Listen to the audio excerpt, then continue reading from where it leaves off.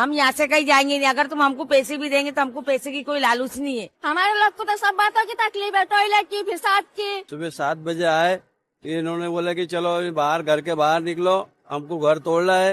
हमने बोला कि तुमने कोई नोटिस नहीं दिया साहब। और बोले चलो चलो, बोले सब निकलो, बोले सबके दरवाजे ठोक ठोक के लोगों ने खाली करवाए। डिमोलेशन નું સેટિંગ કેટલા રૂપિયામાં કર્યું? કેમ મીડિયાને જવાબ નથી આપતા સાહેબ?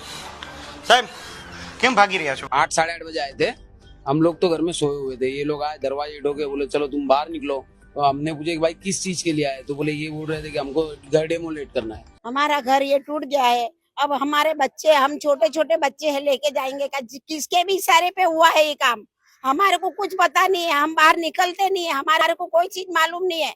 इन लोगों ने जो करा है, वो पुलिस वाले आते हैं, वो सबको निकालते हैं, बोलते हैं नक्शे में से निकाल देंगे हम नासी नक्शे। दोस्तों, रात को आप सो रहे हों और सुबह जब आप उठें तो आप देखें सामने अपने खिड़की का पर्दा हटाएं और सामने जो मोहल्ला, वो बस्ती है, वो ज़मींदोज़ हो गई हो, तो आप क्या कहेंगे?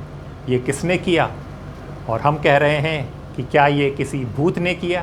दोस्तों, अब ज़रा सोचिए कि हम ये बात क्यों कह रहे हैं। अगर किसी बस्ती में लगभग 100 घर बिल्डोज़र से गिरा दिए जाएं, भारी पुलिस बल मौजूद हो, नगर निगम के अधिकारी मौके पर दिखें, लेकिन बाद में हर सरकारी विभाग ये कह दे कि हमें कुछ पता ही नहीं, तो सवाल उठेगा या नहीं?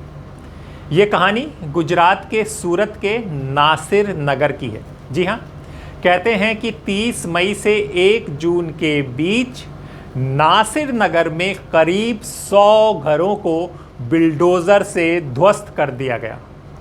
लोगों का आरोप है कि उन्हें पहले कोई नोटिस नहीं दिया गया, कोई वैकल्पिक व्यवस्था नहीं की गई और देखते ही देखते उनके आशियाने मलबे में बदल गए। हम यहाँ से कहीं जाएंगे नहीं। अगर तुम हमको पैसे भी देंगे तो हमको पैसे की कोई लालूच नहीं है। खाना आ रहा खा रहे, पानी आ रहा पानी पी रहे। हमारे लोग को तो सब बातों की तकलीफ है, टॉयलेट की, पेशाब की, नहाने की, धोने की। सुबह 7 बजे आए, इन्होंने बोला कि चलो अभी बाहर, घर के बाहर निकलो, हमको घर तोड़ना है। हमने बोला कि तुमने कोई नोटिस नहीं दिया साहब। और बोले चलो चलो, बोले सब निकलो, बोले सबके दरवाजे ठोक ठोक के लोगों ने खाली करवाए। वहाँ से नहीं तो हमारे लाइट भी फटाफट काटे, कैमरे भी काटे और घर पे भी दांगड़ो करना चालू कर दिया। हम लोग बोलने लगे तो हमको धक्के मार के बाहर काट।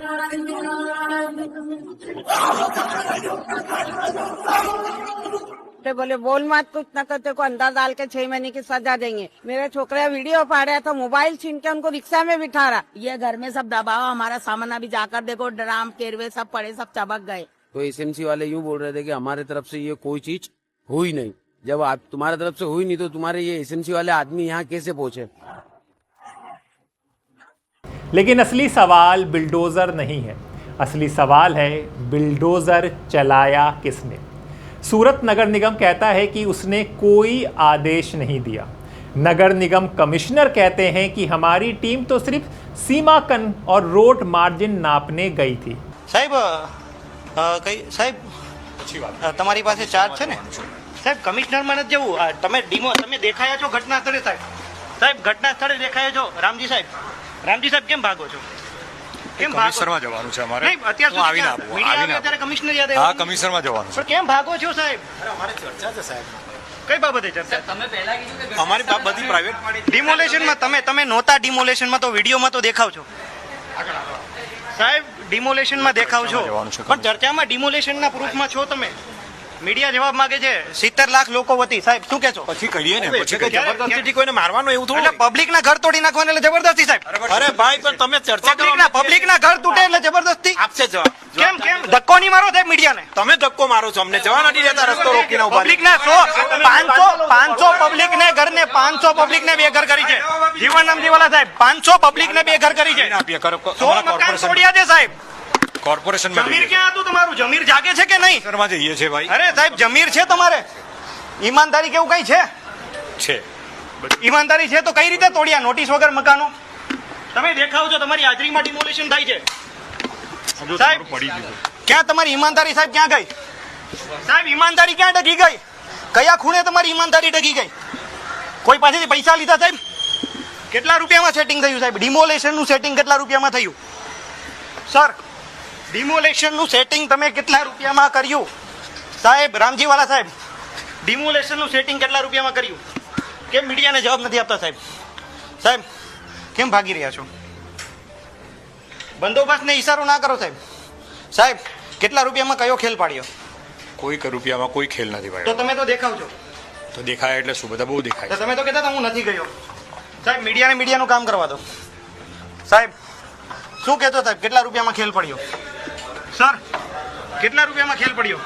જી, ચોક્કસથી આ પાલિકાના માર્શલો ભ્રષ્ટાચારી અધિકારીને છાવરવા આવી ગયા છે. પાલિકા કમિશનરની ઓફિસ છે, ખેલ પડી ગયો છે, સેટિંગ થઈ ગયું છે. અત્યાર સુધી આ બધા બાગડ બિલ્લા પોતાની ઓફિસમાં બેઠા બેઠા સેટિંગ રમતા હતા કે કરી નાખ્યું છે ને કઈ રીતે હવે પોછું લગાવવું. स्थानीय भाजपा विधायक भी अधिकारियों से जवाब मांगते दिखाई देते हैं. अदालत में भी नगर निगम कथित तौर पर कहता है कि उसने कोई ध्वस्तीकरण आदेश जारी नहीं किया. कहीं भी पुलिस का ये काम है ही नहीं डिमोलिशन का. तो आप बता रहे कि पुलिस वहाँ थी, तो पुलिस किस लिए वहाँ थी और डिमोलिशन किसने करवाया, ये दोनों बात है वो जानने की ताती अभी जरूरत है कि वो पक्का होना चाहिए कि एक डिमोलिशन किसने करवाया और पुलिस यहाँ क्यों थी. ये दोनों के लिए आप जो चला रहे हैं, मुझे पूछताछ कर रहे हैं, वो वही कारण है कि कुछ शंका के दायरे में है डिमोलिशन. और इतना बड़ा मेगा डिमोलिशन है तो ऐसे तो नहीं होता, कोई सामान्य एक आदमी भी नहीं कर सकता. इसलिए मैं जान रहा हूँ, पूछताछ कर रहा हूँ और मैं आगे की भी पूछताछ करूँगा कि किसने और कैसे हुआ, लीगल हुआ है या अनलीगल हुआ है, ये जानकारी लेनी चाहिए मुझे और मैं ले रहा हूँ. सूरत महानगर पालिका बोल रही है कि हमने तो डिमोलिशन किया ही नहीं, तो नोटिस की कोई बात ही नहीं है. तो और कोई डिमोलिशन कर नहीं सकता तो किसने किया. और अगर किसी भी प्राइवेट आदमी और सरकारी कर्मचारी कोई भी है, अगर उसने जो किया है तो फिर आखिर ये कार्रवाई हुई कैसे? क्या भारत में अब बिल्डोज़र अपने आप चलने लगे हैं? क्या कोई अदृश्य शक्ति आई जिसने सैकड़ों लोगों के घर गिरा दिए गए और फिर गायब हो गई? इसको आजकल भूत बिल्डोज़र नाम से भी ये सोशल मीडिया पर ट्रेंड कर रहा है. ગુજરાતમાં ભાજપના રાજમાં જે બિલ્ડરો છે, ભૂમાફિયાઓ છે અને સરકારમાં બેઠેલા લોકોના મિલીભગતથી જે જમીનો પચાવી પાડવાનું એક વ્યવસ્થિત ષડયંત્ર ચાલે છે, એને ક્યાંક ને ક્યાંક સરકારમાં બેઠેલા લોકોની ભાગીદારી સમર્થનથી આ ષડયંત્ર ચાલે છે. ઉદ્યોગપતિઓ હોય, મોટા લોકો હોય, એના દબાણો પર બુલડોઝર ના થાય, ગરીબોની જમીનો પર, એના ઘરો પર બુલડોઝર ચલાવવામાં આવે. એટલે સુરતમાં જે વેડનગર વિસ્તારની ઘટના બની છે કે 29 તારીખે કોઈ પણ જાતની જાણ વગર, કોઈ પણ જાતની નોટિસ વગર પોલીસ પ્રોટેક્શન, એમાં પણ ખાસ કરીને એસઓજી ને એલસીબીના કર્મચારીઓ, અધિકારીઓની હાજરીમાં બુલડોઝરો આવે છે, ગરીબોના 100 કરતા વધારે ઘરો તોડી પાડવામાં આવે છે. ફરી જ્યારે તપાસ કરવામાં આવે કે આ ડિમોલેશન કર્યું કોણે, તો કોઈ જવાબ નથી આપતું. મ્યુનિસિપલ કમિશનર એમ કહે છે કે અમે નથી કરાવ્યું, પોલીસ કમિશનર કોઈ જવાબ નથી આપતો. આ પોલીસ પ્રોટેક્શન માગ્યું કોણે એનો આજ દિન સુધી જવાબ નથી. છેલ્લા 10 દિવસથી અમારા શહેર કોંગ્રેસ સમિતિના પ્રમુખ વિપુલ ઉડનાવાલા અને વિપક્ષના નેતા અરશદ જરીવાલાની આગેવાનીમાં અનેક આગેવાનો, કાર્યકરો અને વિસ્તારના રહીશો રોજ આંદોલન કરે છે, રોજ રજૂઆત કરે છે, રોજ પોલીસ ફરિયાદ નોંધવા માટે અરજીઓ આપે છે. પણ આજે 10 દિવસ થયા છતાં કોઈ પણ કાર્યવાહી નથી થઈ. એનો સ્પષ્ટ મતલબ છે કે આ બિલ્ડરોને ફાયદો કરાવવા માટે પોલીસ પ્રશાસન, કમિશનર અને ત્યાંના ડેપ્યુટી સીએમ સહિતના લોકોની આમાં ભાગીદારી છે. અમે સરકારને કહેવા માંગીએ છીએ કે તાત્કાલિક આવતા 3 દિવસમાં જે લોકોએ ખોટું ડિમોલેશન કર્યું છે, ભૂતિયા ડિમોલેશન કર્યું છે, એની સામે પોલીસ ફરિયાદ કરો, લેન્ડ ગ્રેબિંગનો ગુનો દાખલ કરો. જે પોલીસ અધિકારીઓએ ખોટી રીતે પોલીસ પ્રોટેક્શન આપ્યું છે, જે કમિશનરના લોકો ઇન્વોલ્વ હોય, એ બધા જ પર એફઆઈઆર કરો. એમ કરવામાં નહીં આવે તો આવતા 3 દિવસ પછી પ્રદેશ કોંગ્રેસનું પ્રતિનિધિ મંડળ સુરત જશે. ત્યાંના સ્થાનિક લોકોને સાથે રાખીને ઉગ્ર આંદોલન કરીશું. આ લડાઈ, આ ગરીબોના ન્યાયની લડાઈને અમે આગળ ન્યાય મળે ત્યાં સુધી લડવાના જે સાથે આગળ વધી રહ્યા છે. મારી ફરી ત્યાંના પોલીસ કમિશનરને, મ્યુનિસિપલ કમિશનરને અને સરકારને કહેવું છે કે જે પણ જવાબદારો છે એની સામે તાત્કાલિક કાર્યવાહી કરો અને જેના ઘરો તૂટી ગયા છે એને તાત્કાલિક વૈકલ્પિક વ્યવસ્થા આપો. या फिर जिम्मेदारी से बचने का कोई बड़ा खेल खेला जा रहा है। स्थानीय लोगों का दावा है कि जब घर तोड़े जा रहे थे तब पुलिस मौजूद थी। यदि पुलिस सुरक्षा दे रही थी तो सुरक्षा किसके अनुरोध पर दी जा रही थी? मीडिया रिपोर्ट के अनुसार पुलिस ने भी माना है कि उन्हें नासिर नगर में ध्वस्तीकरण के दौरान सुरक्षा व्यवस्था के लिए आवेदन और दस्तावेज मिले थे। 8 साढ़े 8 बजे आए थे, हम लोग तो घर में सोए हुए थे। ये लोग आए, दरवाजे ठोके, बोले चलो तुम बाहर निकलो। तो हमने पूछा कि भाई किस चीज के लिए आए? तो बोले ये बोल रहे थे कि हमको घर डेमोलेट करना है। तो हमने बोले भाई हमारे को कुछ टाइम दो। ये वो पुलिस एसओजी के जो मेन थे वो हमारे को टाइम देने से मना कर रहे थे। भाई तुम्हें कोई टाइम नहीं दिया जाएगा, तुम अब भी निकलो। इन लोग पूरी टीम सामान भरने वाली भी लेकर आए थे साथ में। इन लोग के जो टीम थी सामान इधर उधर फेंक रही थी, ले जा रही थी, और जो उनके लिए ऑब्जेक्शन उठा रहे थे उसे एक ही धमकी दी जा रही थी, इसको भी डालो, इसको भी डालो, इसको अंदर डाल दो। इस तरह से इन्होंने धमका कर सबका घर खाली करवा दिया। सुबह में आए ऐसे बुलडोजर लेके सब पुलिस कर्मचारी बोल रहे हैं, हम पुलिस मतलब म्यूनसिपालिटी वाले पुलिस कर्मचारी सब आ गए डायरेक्ट। कि सब सोए हुए थे, किसी को कुछ पता नहीं भाई क्या हो रहा है। बस खटखटाए दरवाजा, बोले बस खाली करो, सामान खाली करो, चलो घर खाली करो। हमने कहा कि बस कुछ वक्त दो, कुछ टाइम दे दो। छोटे छोटे बच्चे ना चाय पिए, ना पानी, ना कोई चीज के नहीं। दिन भर बस इनका ऐसे ही चलते रहा। कोई टाइम नहीं, 2 घंटे का। जैसे किसी का हम घर बार लेते हैं तो भी टाइम देता है 10-15 दिन का भाई खाली करने के लिए। 2 घंटे का भी समय नहीं दिया, बस फटाफट उन लोग ने बुलडोजर से चालू कर दिया, तोड़ना ही चालू कर दिया। उनके हाथ में सब आए, फटाफट तोड़ना। यानी एक तरफ कार्रवाई हुई, दूसरी तरफ आदेश देने वाला कोई नहीं। लोकतंत्र में इससे बड़ा मजाक क्या हो सकता है?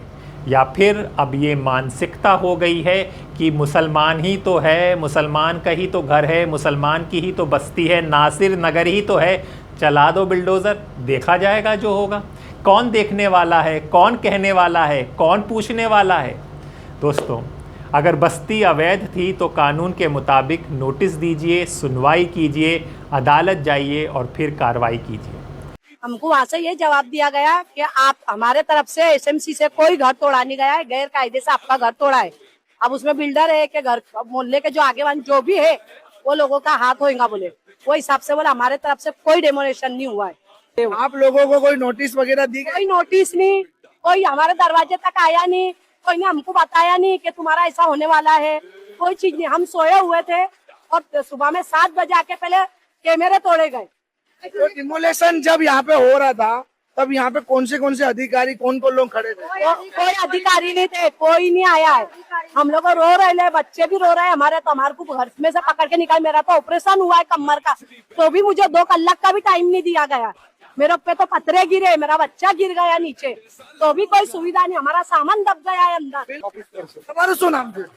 ચાર્જ અધિકારી ઓફિસ પર છે. તમારું શું નામ છે? હાઈટ આપવાનો કોઈ પાવર નથી. અમને સર્વે કરવા મોકલેલા છે અસરગ્રસ્તોનો. ઓકે, એટલે શું સર્વે શું કરવા આવ્યો? અસરગ્રસ્તો કેટલા વિસ્તારો થયા, મકાનો કેટલા તૂટ્યા, કેટલા આખા તૂટ્યા, કેટલા આંશિક તૂટેલા, એ પ્રમાણેનો અસરગ્રસ્ત લોકો કેટલા છે એનો સર્વે કરવા મોકલે. અને જે તે સમય અહીંયા જે ઘર તૂટવા આવ્યો ત્યારે તો મહાનગરપાલિકાના લોકોએ તો ઘર તૂટ્યા. એ મારો મને નથી આઈડિયા. એટલે મહાનગરપાલિકા પાસે હશે તો કરી ના, ઓન પેપર એવું કઈ છે નહીં, એટલે અમને આઈડિયા નથી મિત્ર. આજે સર્વે શા માટેની સર્વે છે? ઉપરથી ઇન્સ્ટ્રક્શન આવેલી છે મિત્ર. હજી તમે હોય તો जोनल ऑफिसर નો संपर्क કરી શકો। लेकिन अगर गरीब मजदूरों और कमज़ोर तबकों के घर उजड़ जाएं और बाद में पूरा प्रशासन कहे हमें कुछ नहीं पता, तो ये केवल प्रशासनिक सवाल नहीं रह जाता, ये जवाबदेही का सवाल बन जाता है। आज सवाल सिर्फ नासिर नगर का नहीं है दोस्तों, सवाल ये है कि क्या इस देश में गरीब नागरिकों के घरों की कोई कीमत नहीं है? क्या किसी बस्ती को मिटा देने के बाद सरकार, निगम और प्रशासन सभी हाथ झाड़ सकते हैं? हमारा घर ये टूट गया है, अब हमारे बच्चे, हम छोटे छोटे बच्चे हैं, लेके जाएंगे किसके भी इशारे पे हुआ है ये काम? हमारे को कुछ पता नहीं है, हम बाहर निकलते नहीं है, हमारे को कोई चीज मालूम नहीं है। इन लोगों ने जो करा है वो पुलिस वाले आते हैं, वो सबको निकालते हैं, बोलते नक्शे में से निकाल देंगे हम नासिर नगर। वो पुलिस वाले भी कौन से साहेब आते थे सरकारी, सब वो कल वो सर्वे करने वो भी आए और तोड़ने में भी वही थे साहेब लोगों। तो हमारे अब किसके पास जो तुड़वाते भी है और आते भी है और लिखते भी, जाना किसके पास? हमारे को कोई पे अब भरोसा ही नहीं रहा। अब ये चाहे बिल्डर होवे के चाहे जिसने भी गैर कायदे काम कराया हो, हमारे को कुछ खबर नहीं है ये सब कि किसने क्या कराया। पर हम छोटे छोटे बच्चे लेके जाएंगे का? हमारे पास दूसरा घर नहीं है, दूसरा बार नहीं है, ये बच्चे छोटे लेके हम जाएंगे का? हमारा कोई चीज, कोई सहारा नहीं है, किसको हम जाके फरियाद करें? अक्की जिंदगी में मेरी शादी को 40 साल हुए, 40 साल से मैं यहाँ शादी करके आई हूँ। उसके पहले से सब यहाँ रहते हैं, उसके पहले से उनका घर था, मेरा ससुराल था, ये दूसरे सबके घर थे। मेरी शादी को 40 साल हो गया, मेरे बच्चे यही बड़े हुए, हमने जिंदगी यही देखी है, हमने कोई बसाया नहीं, हमने पूरी जिंदगी की कमाई ये घर में ही लगा दी है। अब हम कहाँ से पैसा लावे, मैं हम कहाँ जाएंगे? ये तोड़ के तो रख दिया उसने, बिल्डर ने भी, पर हमारे को तकलीफ अब किसकी? या सबसे बड़ा सवाल, अगर 100 घर गिराने का आदेश किसी ने नहीं दिया तो फिर आखिर दिया किसने? जब तक इस सवाल का जवाब नहीं मिलता तब तक नासिर नगर के मलबे से सिर्फ धूल नहीं उठेगी, बल्कि लोकतांत्रिक जवाबदेही पर भी सवाल उठते रहेंगे। જે આપણે અત્યાર સુધીમાં જે મીડિયા અને સોશિયલ મીડિયામાં જે આપ લોકોએ બતાવ્યું છે અને એ સહજ રીતે જ્યાં લોકો અધિકારીઓની હાજરીમાં થયું છે એટલે શંકાના દાયરામાં છે, 100% છે। અને એના જ માટે મેં સુરત મહાનગરપાલિકાની સંકલનજન મારો પ્રશ્ન ઉપસ્થિત કર્યો હતો કે આ કોણે અને કોની જગ્યામાં, પ્રાઇવેટ કે કોર્પોરેશન, સરકારી કઈ જગ્યામાં થયું છે। અત્યારે કોર્પોરેશનના અધિકારીઓ જે પ્રકારે મને જવાબ આપ્યો છે, પરંતુ એ જવાબ સાચો જણાતો નથી, કારણ કે ત્યારબાદ જે મીડિયામાં બતાવવામાં આવી રહ્યું છે અધિકારીઓની હાજરીમાં માર્ગદર્શન આપતા હાથ ચીંધી ચીંધીને જે કરતા હોય, તો જે અધિકારીએ એવું કીધું કે ભાઈ હું હાજર નહોતો, ત્યાં હું નથી ગયો, એ અધિકારી તમે મીડિયામાં મને બતાવી રહ્યા છો કે આ હાજર હતો માથે રૂમાલ બાંધી, એટલે પોતે કંઈક છુપાવી રહ્યા છે। એ પ્રકારનું દ્રશ્ય, શંકાને મજબૂત કરનારો આ દ્રશ્યો અત્યારે જોઈ રહ્યા છીએ। પણ આગળ કંઈક ને કંઈક આની તપાસ થઈ અને જે લોકોએ આ કૃત્ય કર્યું છે, ગેરરીતિ કરી છે, તો એની સામે કાર્યવાહી સરકાર કરશે। એ અત્યારે મારી પાસે માહિતી નથી, આ માહિતી જે લોકો કરનારા અધિકારીઓ છે એ જ બતાવી શકશે કે કોના દ્વારા, કોની સૂચનાથી, કોના દબાણથી। કોઈ પણ બિલ્ડર કે કોઈ એવો માથાભારે હોતો નથી કે એના કહેવાથી કોઈ કોર્પોરેશન દાબથી કોઈ ડિમોલિશન કરે, પરંતુ કાંઈક ને કાંઈક અધિકારીએ પોતાની કાંઈક લાલચમાં આવી ના કર્યું હોય એવું બની શકે। પરંતુ સાચી હકીકત જે છે એ તપાસ થયા અને એની પછી જ એની માહિતી મળશે કે કોના કહેવાથી આ અધિકારીઓએ કર્યું છે। પણ જે અધિકારીઓએ કર્યું છે એ શંકાના દાયરામાં 100% છે। સહજ રીતે સરકાર છે કડક કાર્યવાહી કરશે અને એને જે કાંઈ કૃત્ય કર્યું છે જે એનું ભાન ચોક્કસ કરાવવા જોઈએ। दोस्तों, ये एक बड़ी अजीबोगरीब बात है। आप भी सोचिए कि ये कैसे हुआ, क्योंकि जब बिल्डोज़र चलता है तो फिर जो जेसीबी मशीन होती है उनको बताया जाता है, उनमें डीजल वीज़ल डलता है, पूरी एक टीम तैयार होती है, ड्राइवरों को बुलाया जाता है, प्रशासन को बताया जाता है, पुलिस बल तैनात किए जाते हैं, अधिकारी आते हैं, सेना बल होती है, सारे एरिया को कॉर्डन ऑफ किया जाता है कि कोई ना आए, ट्रैफिक को रोका जाता है और लोगों को घरों से निकाला जाता है, बार बार अनाउंसमेंट होता है। ये सब कौन से लोग थे जिन्होंने ये सब किया?